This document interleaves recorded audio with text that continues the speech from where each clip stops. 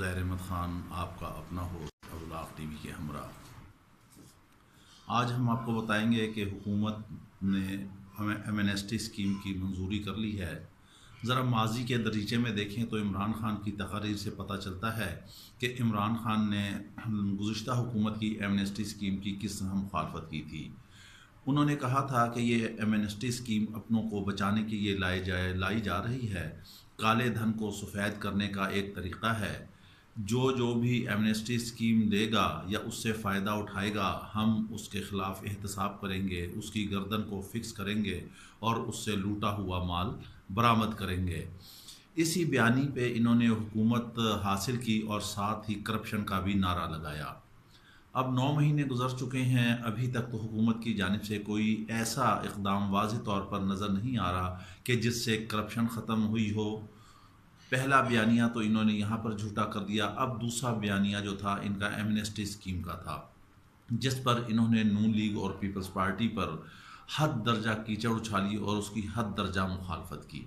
हालांकि amnesty scheme सिर्फ पाकिस्तान में नहीं, ये दुनिया भर का तरीक़ाकार है, दुनिया भर में एमनेस्टी स्कीम लाई जाती है। मगर इमरान ख़ान का वल्लाह कैसा विज़न था, कैसे उनका विज़न था कि उन्होंने कैसे देखा, किस तरह देखा, दुनिया को स्टडी की या नहीं की, या वो सिर्फ अपने ही खोल में अपने ही दायरे में फंसे रहे और उन्होंने खूब एमनेस्टी स्कीम की बुराई की। पहला बयानिया उनका ख़त्म हो गया, अब एमनेस्टी स्कीम की जानिब आते हैं।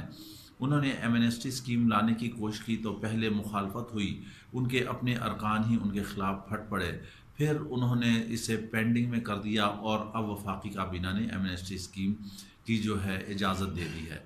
अब इस एमनेस्टी स्कीम में इंतहा दर्जे की छूट दी गई है। 30 जून तक अगर कोई शख्स इससे फ़ायदा उठाता है तो वो सिर्फ 1% देकर अपने काले धन को सफ़ेद कर सकता है।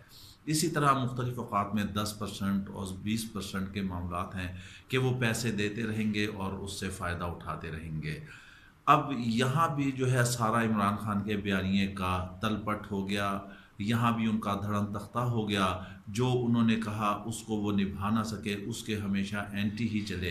यू टर्न लिया, बकौल उनके वो कहते हैं कि यू टर्न लेने वाला बड़ा अजीम लीडर होता है। यहाँ तो हमें लीडर की अजमत नज़र नहीं आ रही, कप्तान की सलाहियतें नज़र नहीं आ रही हैं। जिस बयानिए पर उन्होंने 22 साल तक आवाम को सबक पढ़ाया उससे वो कुछ भी ना हासिल कर सके।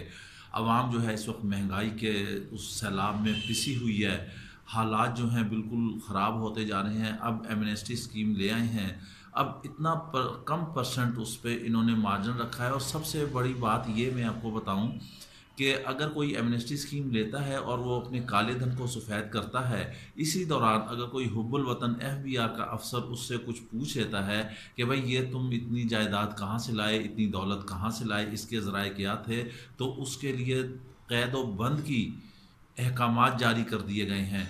मतलब आँखों पर भी पट्टी चढ़ा दी गई है, होंठ भी सी दिए गए हैं, कोई भी कुछ नहीं कर सकता।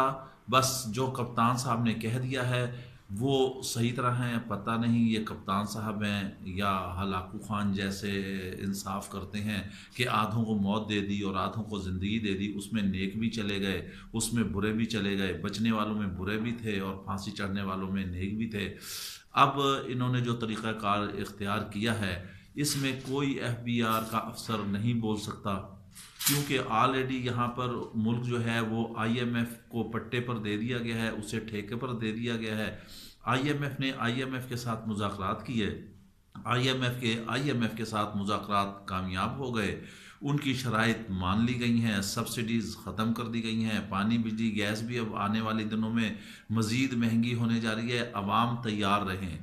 अब मैं ये आपको बताता हूँ कि इससे पहले तो हुक्मरान ये कहते थे ना कि अवाम की चीखें निकलेंगी, मगर मैं अब अवाम से ये कहता हूँ कि वो चीखने के काबिल भी नहीं रहेंगे, वो बेचारे सिर्फ सिसकते ही रहेंगे और हूँ हाँ ही करेंगे।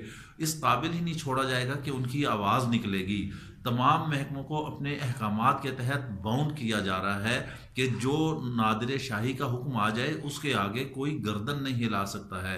कितना बड़ा जुल्म है, ये जमहूरियत है, ये पार्लिमानी निज़ाम है।